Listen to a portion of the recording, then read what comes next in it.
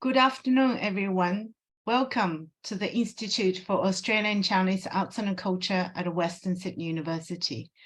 I'm Professor Jing Han, the director of this institute.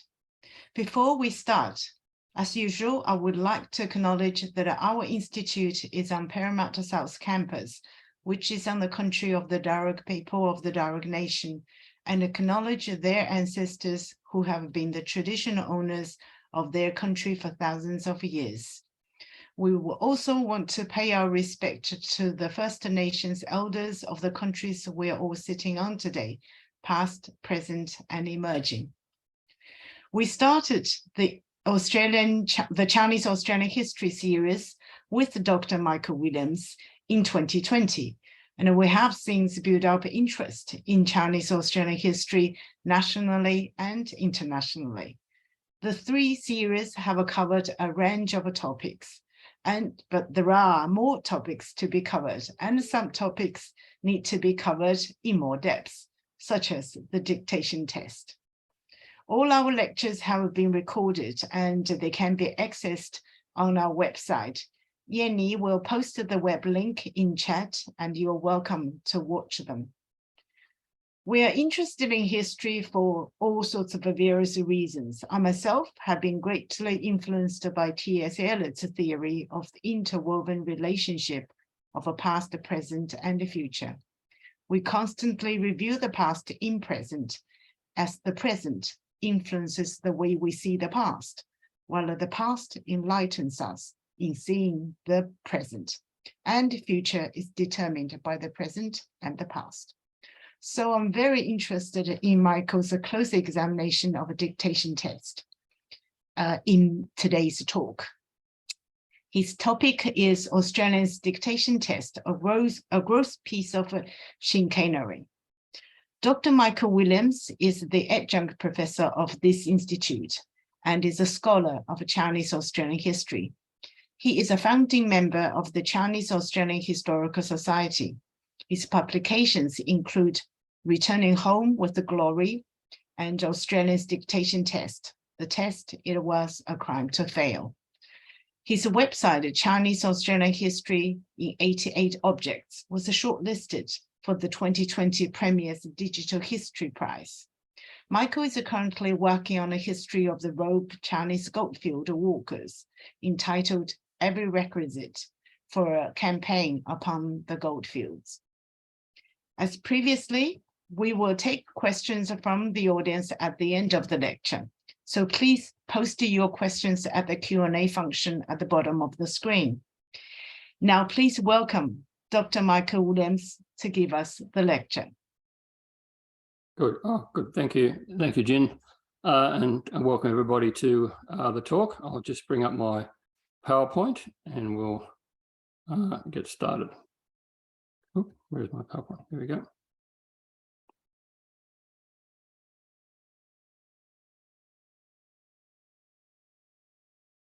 Okay, some of you may have heard me talk before on the dictation test. That was usually as I was doing research for the book, which has now been published, Australia's Dictation Test, the test that was a crime to fail. So in today's talk, I'll be basically going through the chapters that are within that book. And so, of course, to give it an alternative title, I'm calling today's talk Australia's Dictation Test, a gross piece of chicanery. And I'll explain a little bit where that phrase comes from. But test that was a crime to fail or a gross piece of chicanery are both equally accurate descriptions of the dictation test. So today I'll just give you an overview of what we'll be talking about. I'll give a bit of a brief introduction. Then I'll talk about some of the historical background to how the test came about. Then I'll focus on some of the administrative elements that put it together and made it what in the phrase of the day was called to place its sufficiency beyond doubt, meaning to make it a test that could not be passed. Then I'll do a bit of an overview of how the test and the administration of the test evolved over some 50 years or so that it existed. And then we'll double back a little bit and talk about specifically how it affected or was affected by people of Chinese birth and Chinese heritage in Australia and elsewhere, before looking at another side of the coin, which is to say how it affected or was affected by concepts of Europeanness and whiteness. Because, of course, if you're going to have an immigration restriction that involves defining who is desirable and who's undesirable. And again, these were terms that were used at the time. Then you have to define what do you mean by the desirable, in this case, white, and it's something that evolved over time. Finally, we'll look at the passing of the test and the implications for that before concluding with the question, has Australia passed the test? That is to say, have we really overcome this period of Australian history? So first I'll begin by telling you a story that I think encapsulates some of the concepts of the White Australia Project. And I use the term project rather than White Australia policy because I think it's important to understand that a policy implies that some kind of legislation, as the Dictation Test and the Immigration Restriction Act was, and therefore it's something that can be rescinded and replaced with other legislation associated, say, with the multicultural policy that we have today. But really the White Australia Project was a much broader idea than that. So it was legislation, but it was also psychology, it was also beliefs, and this is something broader. And I'll explain that a little bit with the story of the bin Salik family. So this is a family living in Broome originally in the 1930s, and Biddy bin Salik there on your right was identified as an Aboriginal person of the Kimberleys, and she wanted to marry Salim on the left there, and he was a person who was a pearl diver, had been born overseas in Dutch East, what was then called the Dutch East Indies, and you think that would be a simple thing, but the bishop of the area decided that he didn't want them to marry, and he tried to intervene. Now, under the laws of the time, if Biddy had actually been full or half-caste Aboriginal, as they would have asserted her, then she would have had to get permission to marry. But in reality, Biddy's father had been from the Philippines, and her mother was only Aboriginal on one side of the family. That made Biddy, in the terminology of the times, a quadroon, meaning that she was only a quarter Aboriginal, and that meant that legally she couldn't be told who she could marry. So the bishop didn't stop there. He instead then wrote directly to the Premier of West Australia at the time and said, well, what you should be doing is getting rid of Salim. He should be ejected from Australia. And the tool that the Premier of West Australia tried to use would have been, oops, I've lost my arrow here. Oh, nothing's moving. Just a sec. I have to try and, oops. Sorry, for some reason my screen is frozen and I won't be able to do anything. I can't move my PowerPoint. And I've lost my cursor. Give me a second to try, and I might have to restart everything. Yeah.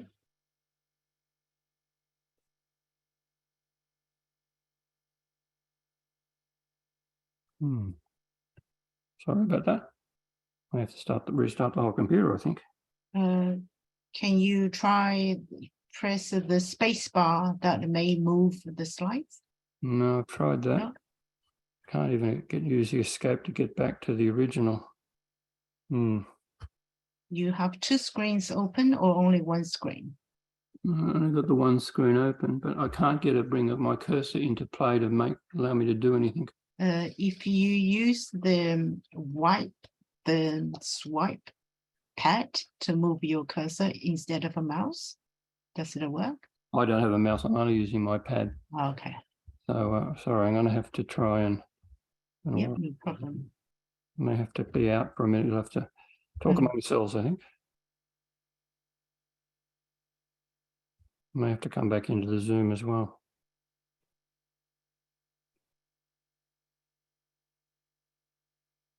Still not moving? No, nothing's happening. Oop. Maybe try stop sharing and sharing again. Well, I've got no cursor to allow me to do anything. Oh, wait, there we go. I've just got the cursor back. okay. Oh, okay, good. There Okay. we're back live. Okay, so basically the Premier of West Australia wrote to the then Prime Minister of Australia, Robert Menzies, to demand that Salim there be ejected from Australia by, of course, employing the Dictation Test. And this would have been employed in such a way, regardless of how much English he had, in such a way that would have created him as a prohibited immigrant and ejected him of Australia. Now, that didn't happen in this case because Salim was, in fact, a good pearl diver. And I think, although we don't have any archival evidence of this, the assumption is that nobody wanted to get rid of him. They wanted him to stay. So instead, the family moved to Darwin, where they did marry and where they had a child, Mary Ann. And the result of that was Mary Ann grew up to become a Harvard graduate, a professor. She's actually an adjunct professor of this Western Sydney University as well. Here she's getting an award from NAIDOC as an esteemed elder in 2018. And what I want to clarify here is that this is part of the wider scope of the White Australia Project, that the premiers of West Australia, the Prime Minister of Australia, had the power and the inclination to stop people from getting married, stop families from establishing themselves. And it's only that they failed that we have an esteemed person such as Mary Ann bin Salik living today in Darwin. Now, that's not to say that the only result of the failure of the White Australia policy was to create Harvard graduates and so forth. I mean, it wouldn't matter what kind of career people had. People's lives were affected and influenced by this, and it was a wide-ranging project designed to create a white Australia. Now, there was, of course, some opposition to this. Senator Harney, for example, is the one who called it a gross piece of chicanery, but he did that not to oppose the White Australia as such, but simply to oppose what he considered to be the deception that was the test. And of course, what he preferred was simply to say it's really an exclusion based on colour.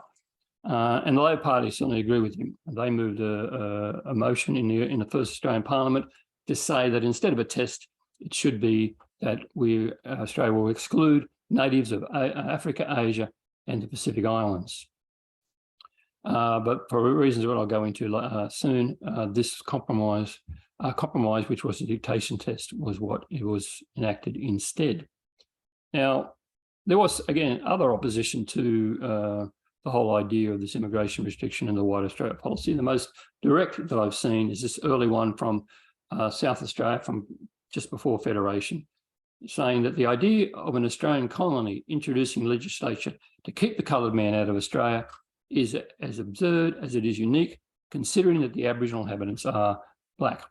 So that's a fairly direct and straightforward one. But most of the opposition came from people calling themselves Christians on a kind of a generalised idea that all Christians, all people under God should be equal and should be treated equally. But their voices were very muted and certainly had no sway. A more interesting one comes from E.W. Cole, who wrote a whole book with 50 reasons why he thought the Immigration Restriction Act and White Australia would fail. And his most interesting reason why he thought it was failed, I think, was this one. Because the humanity of Australia itself will in time revolt at such a selfish and inhuman law, will probably gradually relax it and finally abolish it altogether. So in this, E.W. Cole was right, though whether he would have realised it would take some 2 generations before this would happen, I don't know. So the White Australia game. How did it come about? So the short answer is it was a combination of imperial hypocrisy meeting a long history of colonial whiteness. But more specifically, it began with very much with the London Conference and a compromise known as the Natal Test, which evolved into the Education Test, which finally evolved into the Dictation Test. And what I mean by this imperial hypocrisy was the idea of the British Empire. So the British had this idea by the late 19th century that their empire was one big happy family. It wasn't an equal family, but it was a big family with themselves at the top, the white settler nations perhaps as a rank 2, and everybody else under that, knowing their place. And this meant that they did have this concept of being a British subject, and that of course included everybody in India at the time. They were all meant to be British subjects, and they didn't like the idea of them being discriminated against by other parts of the empire. But certainly the white parts of the empire didn't agree with this philosophy. And in 1897, there was a meeting of the premiers of the various Australian colonies, as well as Canada and South Africa and New Zealand, to meet to discuss this very issue. And they met with their overlord, in this case, the Joseph Chamberlain, the Secretary of the Colonies, to discuss this. And it was Joseph Chamberlain who summarised what they were after by saying, what you want is to avoid stigmatising them by name as being unfit for civilised life. So basically, he offered this compromise, this hypocrisy of saying, well, you know, of course, we want them all to be equal as British subjects, but we understand you want to exclude them, but as long as you don't appear to be excluding them. And so the Natal test was his selection, Natal being a colony that later became part of the South African Union, which had been having a large immigration for people from India. The white colonists in Natal didn't like that. So they eventually introduced the Natal test, which was a nominal literacy test, test of reading and writing, which he felt would exclude most, Joseph Chamberlain felt would exclude most people. And if it allowed a few people in who could read and write, that was okay. And so that was the compromise. So again, a very discriminatory test, the one that was nominally passable by some people. So how did Australia end up with a test that was completely fake? And here, you were talking about administration, we're talking about how they put together the Immigration Restriction Act and administered it in the first years of the Australian Federation. And so some people did in fact pass. Between 1901 and 1909, some 59 people did pass the test, although the actual ability to place its sufficiency beyond doubt probably happened by June of 1903. So within about a year and a half of the passing of the dictation test. So just to clarify, so there were quite a number of dictation tests around. So after that meeting in 1897, both New South Wales and Tasmania, as well as West Australia, passed their own tests. West Australia decided to introduce the idea of 50 words from any English author, which the Commonwealth then took up. New Zealand not only had its own test, but it also introduced a special one just for Chinese people. And they did this because the original test was one that people could pass, and they thought too many Chinese people were actually passing. Australia, on the other hand, is the only one that established a test that could not be passed. Some people say, oh, the origin of the tests are in the United States, but there's really no evidence for that. There was an attempt by some people in the United States to introduce a test of their own. This was quite different in the sense that it was meant to be given to whole families, and if one person of the family could pass, the whole family could enter into the United States. It did, in fact, pass Congress, but it was then vetoed by the president, so never became law in the United States. So this idea of the dictation test or some kind of English education test was certainly fairly much a British Empire in origin. So how to make the test unpassable? Well, first off, you set up a bureaucracy, in this case, the Department of External Affairs, although the departmental names changed over the years. You put someone in charge, in this case, Attlee Hunt. Now, Attlee Hunt began life as a personal secretary to Edmund Barton, the first Prime Minister of Australia, and then he was appointed head of this new department. And this new department took over all the customs officers around Australia that were part of the colonies and turned them into Commonwealth bureaucracy. And so, of course, what he had to do was to argue with the officers and to convince them what was going on. So both Barton and Attlee Hunt were very coy at the beginning, in 1901, 1902, about how they described the tests and how they explained it to officials. And so as a result, some of the officials didn't understand what was going on, and they allowed people to pass.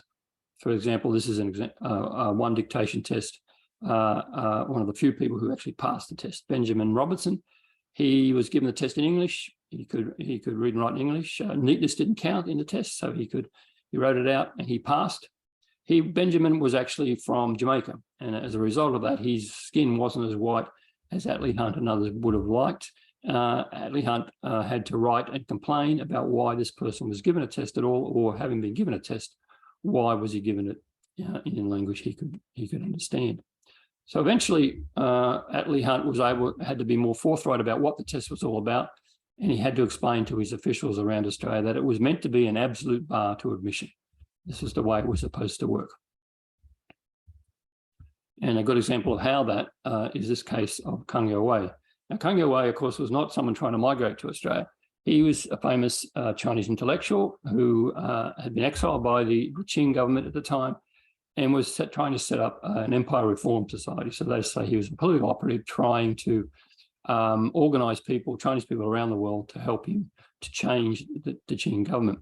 And he, at one stage, contemplated coming to Australia. He never did in the end, but he was thinking about it. And as a favour to the Qing government, the Chinese government, the British government wrote to the Australian government, the Commonwealth of Australia, and said, will you bar this person from coming to Australia? And so there's a letter where all the officials are told, if Kang Youwei does try to come to Australia, it seems like he could speak English, therefore you must make sure you give him the test in Spanish or French or Italian or some other language that he cannot pass. So this was a very early example of them using the test as an absolute bar, as a fake test, in fact, and in this case also a political use of the dictation test. And there's will be more examples of that over the years. So finally, I've told you that the administration was mostly put in place within about a year and a half, but a few people did pass right up to 1909. And the last person to pass was a man named Lorenzo de Gara, living in Cossack in West Australia. He'd been, again, another pearl diver. He asked to stay in Australia. And in Cossack, the person who was in charge of the Immigration Restriction Act and the dictation test was also the postmaster. And he obviously hadn't got all the memos from Atlee Hunt. And he gave Lorenzo a test in English, which Lorenzo was able to pass. And then Lorenzo also said that he could paint. So for good measure, the postmaster, customs official, asked him to do a drawing of Advanced Australia, which he did, Advanced Australia in watercolour. And so the postmaster decided that he could pass the test. This isn't actually the drawing by Lorenzo, but it seemed very close to the description, so I give it as an example. So Atlee Hunt felt this was a matter of carelessness, but he had to admit that Lorenzo de Gara was under no obligation to leave the Commonwealth. So having set up the mechanism to run the dictation test and the Immigration Restriction Act, Atlee Hunt was very pleased, and he thought that the whole dictation test was very good on account of the elasticity which it permits.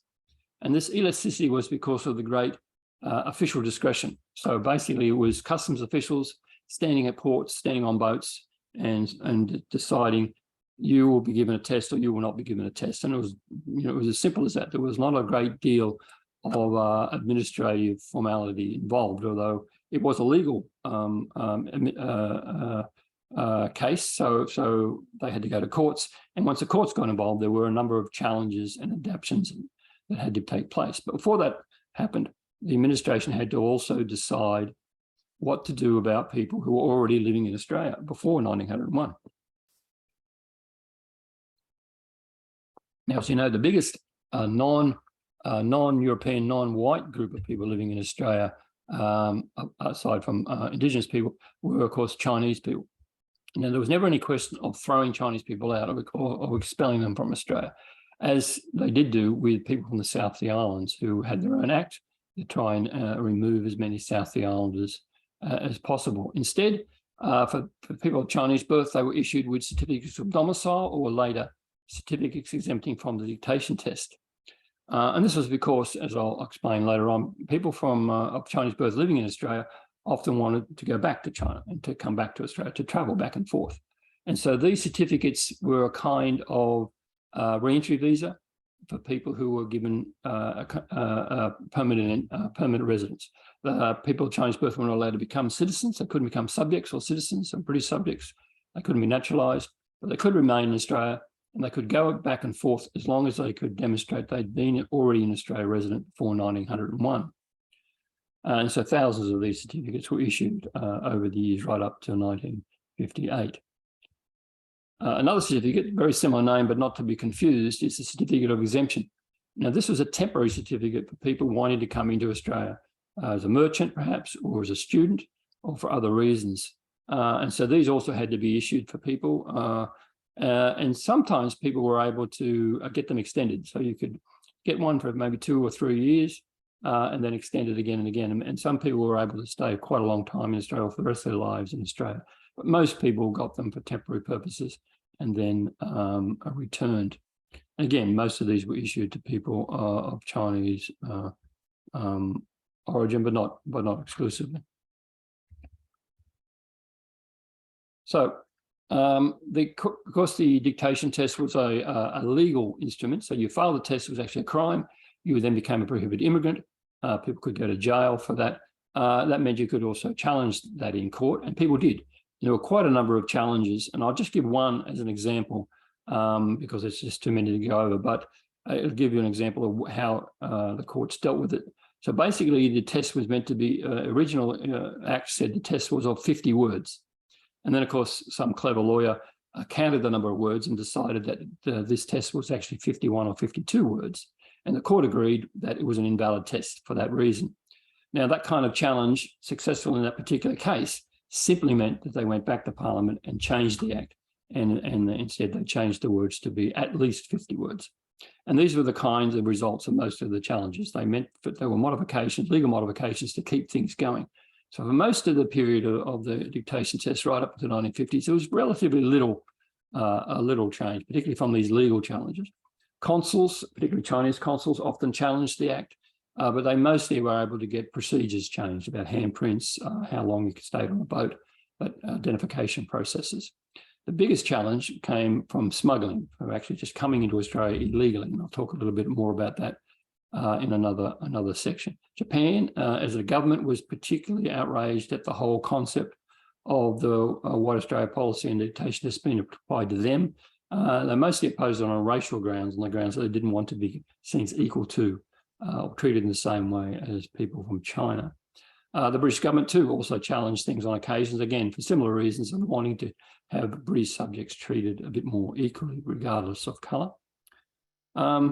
Finally, just again to give another example of how people were treated, the Act, gradually the administrators of the Act, because of smuggling, because of challenges to themselves, decided to try and give themselves as much power as possible. So they had powers to raid people. They had, the immigration officials at the end had more power than the police to search and look for people who were supposedly illegal in Australia.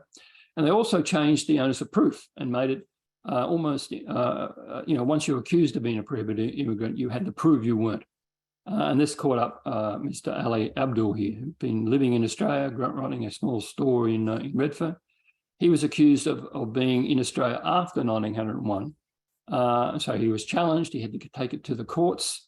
And because of the onus of proof included, he had to prove what ship he came on, and he couldn't remember. A magistrate, despite numerous witnesses testifying to his having been in Australia for many, many years, the court still had to find him guilty as a prohibited immigrant until it finally took it to the High Court, which he won in this instance, but not before his business was destroyed. And he told the newspapers afterwards, "It has cost me a lot of money to stay in Australia. It is my country. It is all right. Back in Lahore, I am a stranger." So this is just, again, another example of an individual and how the administration of this test has affected him. The government also was much pressured by people who thought they weren't doing enough. So there were quite a number of people who thought that this smuggling was in the thousands and thousands, and there'd be newspaper reports attacking the bureaucrats and attacking the government for allowing too many people into Australia. And they responded to this very often with investigations and tightening of legislation. And they also made sure their administrators were of the right type, that is to say that they agreed with the principles of a White Australia. And a good example of that was when the Commonwealth took over the Northern Territory, which didn't happen until 1911. They took it over from the South Australian government, and then they had to appoint an administrator. And when they did that, they made sure that administrator agreed with the principles of, as they saw it, of the White Australia. And the reason for that was that the Northern Territory at the time had a majority population of non-whites, particularly a number of Chinese and others living there.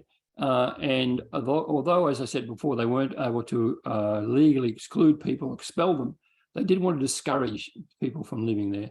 And so the administrator was meant to make life difficult for people living in Darwin and other places, which they did do. And of course, a great many people did then return to China as a result.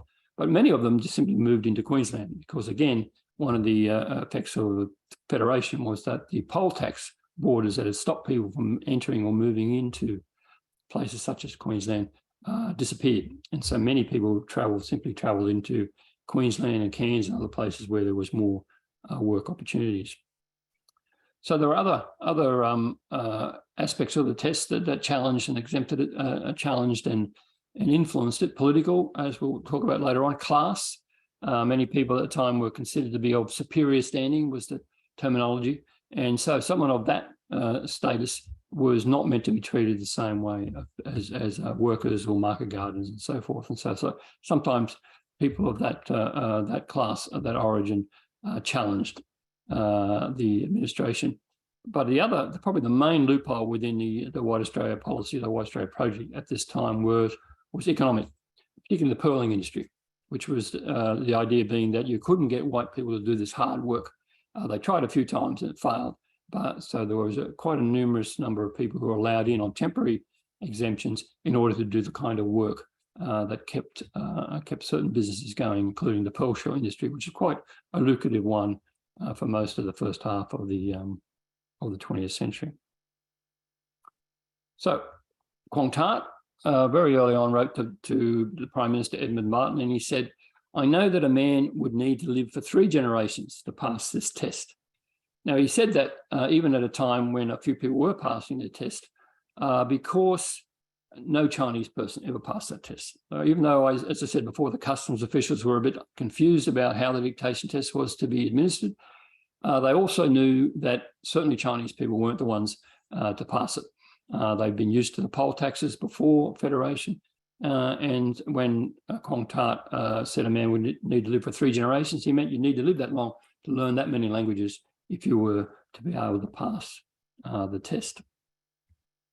So the Immigration Restriction Act, the Dictation Test, was always aimed at Chinese people, and they were always the largest number of people affected by the Dictation Test. And this was for a number of reasons. One, of course, was that they simply were the largest non-white group in Australia. But it was also, that wasn't the only reason. The other reason was because they also travelled a lot. Most of the Chinese people living in Australia at the end of the 19th century were men, and they come originally to Australia to remit money, to earn money in Australia and remit it back to families in their villages. And that meant that they often wanted to travel to see those families. And they did that during a working lifetime, travelling back and forth on ships such as the Taiping. These ran routes. These were mixed cargo and passenger boats that would go all the way to Japan, come back down through Hong Kong, through the Philippines, and all the way down the Queensland coast to Sydney, and then to Melbourne. And there were other ships that went around via Perth as well. And so these were the kinds of ships where people had to be mustered when they came to an Australian port. Everybody's ID would be checked to ensure that they had the right certificates, or they were to be allowed in Australia, or they would be returned on the ship.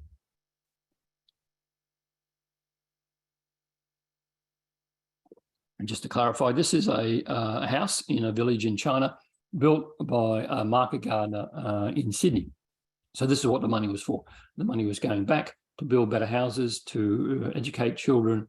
You can go to this village today and you can see quite a number of the houses like this, and the villagers will tell you that this house is from Sydney, the house next door is from Canada, the house beside that is from Peru. And this is part of what was happening in southern China at the time of labour migration, going out through Hong Kong, around the Pacific, to places where people could earn monies and come back to help grow their families in southern China. And these villages and towns within southern China in the 1920s and 30s particularly were very dependent upon this remittance money flowing in from around the Pacific, including Australia. Excuse me. So as this idea of people travelling back and forth wasn't just merely a matter of gardeners too, it was a matter of families, and kind of very multinational families grew up. This is a family, a mixed family that grew up in Strathfield in Sydney. Some of them were Australian born, some of them not. It's a family that decided to permanently move out of Australia back to China at one point for business reasons. And then that business failed, and so they decided to come back to Australia, which they were perfectly entitled to do, although their certificates of exempting dictation test had actually expired by that stage. Now, that wasn't a major problem. Getting these expired certificates renewed or extended was perfectly possible. It just meant bureaucratic delay. And this journalist from the Sydney Morning Herald didn't know and made this a special story. Chinese family prohibited from landing is meant to be kind of a shock headline, not so much, mainly because they're obviously a middle-class family, obviously a well-educated, wealthy family. And so the question is, why is this family being prohibited? But in actual fact, this family is quite typical, a Chinese Australian family.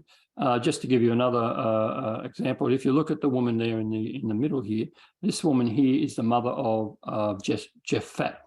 And for those of you who don't know Jeff Fat is the purple wiggle, or at least the original purple wiggle.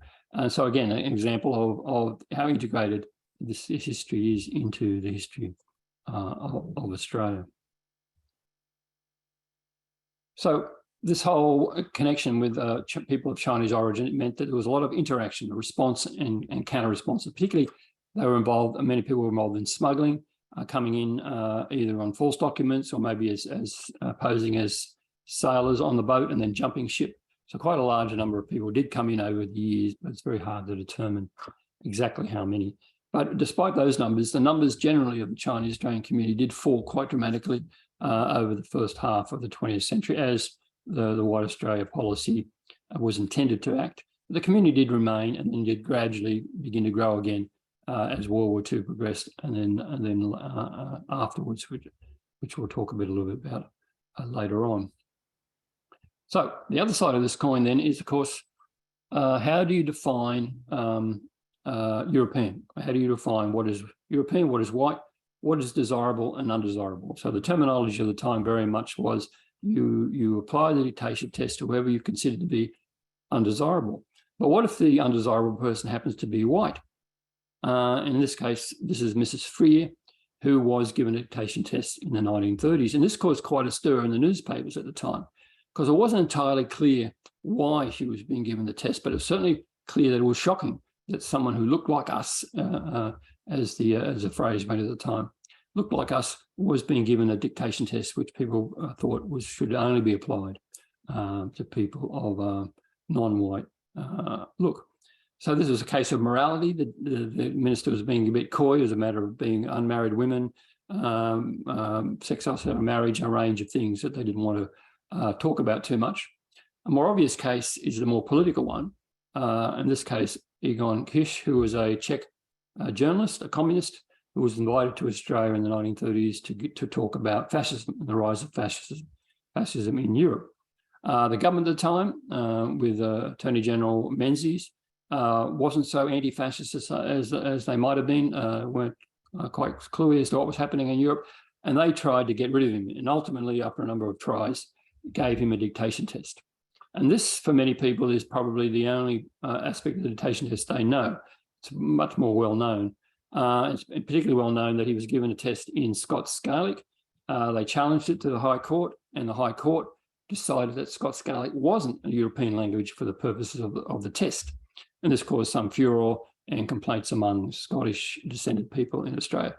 But it's a dangerous thing to think you know something. So if you only know this about the dictation test, it means that you don't know anything about the dictation test. You only know what is of concern to, you could say, white political history. That's to say, it's to do with fascism, it's to do with Robert Menzies, it's to do with a kind of very unrepresentative use of the dictation test. And if that obscures your knowledge of how the test was applied to thousands of other people, particularly people of Chinese origin in Australia, then it's a dangerous thing. I mean, I emphasize this point because obviously when people ask what you're working on, I say I'm working on the dictation test. Very often they would bring this example up as the only thing they actually knew about the test. And so, of course, what we need to do is be more aware of the broader history, the broader perspective. So sometimes it's not just a matter of not knowing something. It's a matter of thinking you know something, and this obscures your learning in other areas. So this whole idea of defining what was white, what was race, in the beginning of the test, it's interesting, there's very little questioning of this in 1901. People just assume they know. But as the years go by, they're making more and more efforts to define what is white and what is considered to be desirable look in a person coming to Australia. And that's paralleled as that kind of definition becomes more and more defined and written down, such as the heading here, is the applicant of European white race or descent. That was actually on a form from the 1950s as people, mass migration is coming in from Europe. And they begin to ask this question. Well, then if you ask that question, you've got to answer it. How do you answer it? And so this is parallel with an increasing distastefulness for that kind of assessment of people. More and more people are beginning to do what E.W. Cole said, the humanity of Australians are beginning to revolt about this thing. But just to show just how far it went, immigration officials even as late as the 1960s employed what they considered to be a Martin Place test. And the Martin Place test was that they would look at a potential immigrant and they would say, well, I've got to imagine that person walking down Martin Place. And if people stopped and stared at them, then they were the wrong colour. People they could walk down Martin Place without being stared at, well, that was okay. So that was the kind of how silly the whole idea became. And this was even in the years after the dictation test had been abolished. So there are other influences here, refugees, again, class, politics, and particularly colour and look was influencing how things were to be administered. An example of that, again, is this as an American jazz band. Now, there were relatively, again, apart from Indigenous people, relatively few people of black skin in Australia, but that didn't stop white Australians from being absolutely paranoid and horrified at the idea of people with dark skin coming into Australia. In this case, these people didn't, of course, come to migrate. They came to tour as a jazz band. But this didn't stop them from getting into trouble. And in fact, the trouble they got into even went as far as federal cabinet. The cabinet itself debated this and seemed to actually want to ban jazz musicians from Australia as a result, which the Musicians Union at the time in Australia was actually in favour of for their own purposes. But the problem here was that these men, young, interesting men, arrived in Australia and, of course, picked up a lot of white girls who were quite happy to party with them. And this horrified people observing this. And one interesting aspect of this case, apart from them having their tour cut short and them being expelled from Australia, is that the police at one stage wanted to raid the flats where they were living and didn't dare. And they didn't dare because they knew they were living in an area where, as the detective expressed it, the people of that area can't quite be trusted to have the same attitudes towards race and morals as we do. So they knew that not everybody agreed with this kind of race-based or colour-based looking of people. The people where they were living at the time was Darlinghurst in Sydney, a decided working class area, and by coincidence, the boarding house where they were living was run by a Chinese woman, or at least a woman that looked Chinese, Australian-born or not, I don't know. So what happened? Gradually, of course, as E.W. Cole said, the humanity of Australia itself did revolt, and the test began, and the White Australia project began to fade.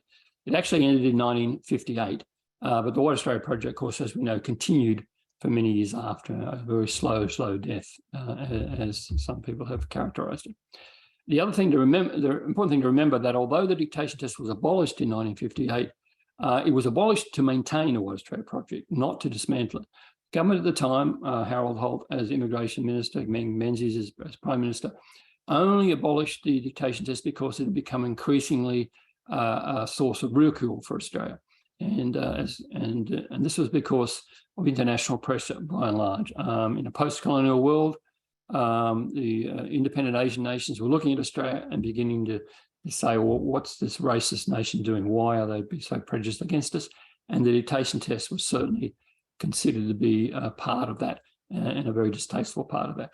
So the test was finally abolished in 1958, but as I say, the government at the time did so in order really to maintain the White Australia policy and to be able to say to Australia's Asian neighbours, look, see, we don't have the test anymore, we're not racist here, nothing to look at here.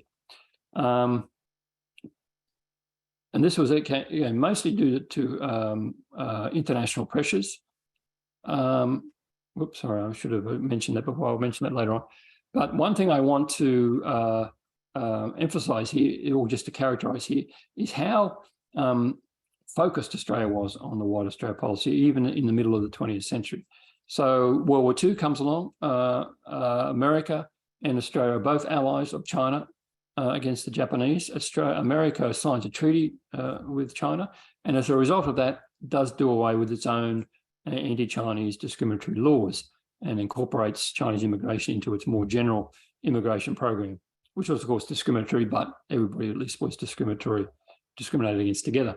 Australia, on the other hand, refused, despite American pressure, to sign a treaty with China. And that was mainly because they were afraid that then China would be able to pressure Australia to loosen up its White Australia policy. And an interesting example of this is this propaganda film that the Americans made called Why We Fight. It was just about, the needing to fight the Japanese, support China and so forth. And tagged at the end of it in a very Australian accent is these few words. We ask of no nation other than to be left alone to live our own lives in our own way. And this is a kind of rather pathetic a sense of Australia saying, look, help us get rid of the Japanese. Once we're rid of the Japanese, we're going to want to be left alone and do our own thing.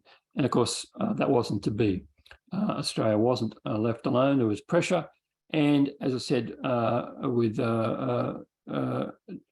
E.W. Coles saying the humanity of Australia itself will in time revolt. And this began to happen in the 50s and 60s, very slowly, but more and more people internally were beginning to protest the White Australia policy in this very premises. 60s, the Labor Party finally abolished its own platform of the White Australia policy, but of course, it wasn't able to get into power for many years later. One of the things that probably affected people's attitudes towards Asian migration in general were the students. So in the 50s and 60s, more and more people began to come from Asia, mainly as students in the universities, nominally under the Colombo Plan, and certainly the government emphasised the Colombo Plan as where these students were coming from. But in reality, the vast majority of students weren't under the Colombo Plan at all, particularly Chinese heritage students who were coming from Hong Kong and Malaysia and other parts of the diaspora. They were coming as private students. And what that meant was that they were under no obligation to return to the countries of origin as Colombo Plan students would have been. So that meant more and more people were coming into Australia. And these were people who were educated, they were young, they were articulate, and so they didn't fit the stereotype that people had. And so this was a gradual changing of that stereotype, a gradual realisation that, Australia wasn't so threatened by having more people of an Asian look coming to live there. But again, it was a long, slow process. So finally, we have to ask ourselves, has Australia passed the test? What conclusions can we draw from this history of the test? Was Cole right? Was it a question of Australia finally revolting against this kind of attitude towards people? So here I just want to say one of the reasons why I began to do this research. Originally, if you remember, there's a couple of Australian governments have introduced or fiddled with the concept of citizenship tests. The Howard government introduced citizenship tests, and the Turnbull government modified them again. And at both times, people mentioned the dictation tests when they started talking about citizenship tests. They said things like, "Oh, this kind of raises the ghost of dictation tests. This is kind of harkens back to an older style of doing things." And of course, as an historian, I rejected that and said, "Well, no, they're completely different things. The citizenship tests are about obviously defining what kind of a test for becoming a citizen. Dictation test was about getting into the country at all." But then I realised that, and of course, when people did that, they also often talked of the dictation test as if the tests were nominally passable. And of course, again, I realised this was a mistake. The tests were entirely faked. People couldn't quite get their head around this idea that the tests weren't just very difficult, they were in fact completely unpassable. So when I looked at this idea of comparing the citizenship test with the dictation test, what I realised that what people were identifying quite rightly was the level of hypocrisy that was involved. So what they were looking at is that both sets of tests were really about pretending to be about literacy, pretending to be about education, pretending to be about levels of English. But in reality, they were about the same thing. They were about this idea that we only want people here who are like us. And then certainly that was the dictation test was all about, and the citizenship test, in a broader framework, but nevertheless the same kind of idea that we're trying to make sure that we only have people in Australia who are like us in some, in more current times, undetermined or ill-defined way. And you can see this happening in how people reject boat people and so forth. Many of those people on the boats are, of course, exactly the same as the kind of people who arrive in Australia under other circumstances. Nevertheless, the hostility and the fear there, I think, harkens back to the kinds of reasons that were underlay the dictation test. So some academics, about 20 years ago now, defined it this way. It is not easy to determine whether Australia is remarkable for the speed at which it transformed the radicalised Commonwealth of 1901 into a multicultural society, or remarkable for the persistence of racial stereotypes and yellow power anxieties a century after the creation of the Commonwealth. And so I think this question is even more valid today, particularly in the last few years with the hostility towards China growing and therefore the kind of backlash that has happened with some people of Chinese origin, Chinese descent, Chinese heritage in Australia. We still haven't quite figured out where we're at. And this, again, is why I want to emphasise a White Australia project as opposed to a policy. We can easily say the policy is gone, but has the project itself completely faded away? Has Australia, in fact, passed the test?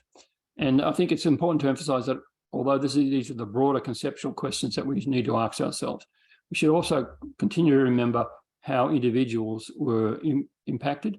Marianne is an example of someone who managed to avoid being impacted too much by the White Australia policy. But we've got to think of the thousands of others, perhaps, who were impacted in ways that we can't know today. People like Ali Abdul and the way he was impacted. Again, he went to the High Court. He did get his name in the newspaper, so we know a little bit about his case. There were many, many other people who would not have been able to challenge it quite so much, and we don't know what happened to them. The Wong Yi family, again, this was a relatively wealthy family that was able to kind of pass through the bureaucracy without too much difficulty. But again, there are many, many others who would have had other difficulties, who maybe gave up or who were sent back.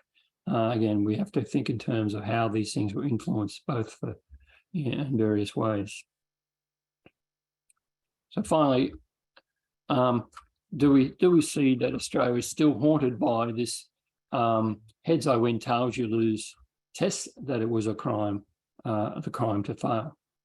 So I'll just leave it there for now. This is, again, a very brief overview. If you wanted to learn more, certainly there's a book, Australia's Dictation Test, the test it was a crime to fail.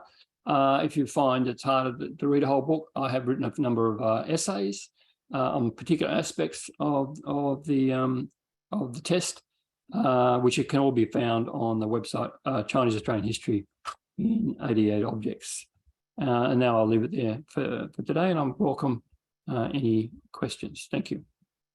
Thank you again, Michael, for this very interesting talk, and we hope to see you back next year. And for the audience, we will have our last lecture on 7th of December by our PhD candidate, Christopher Chen.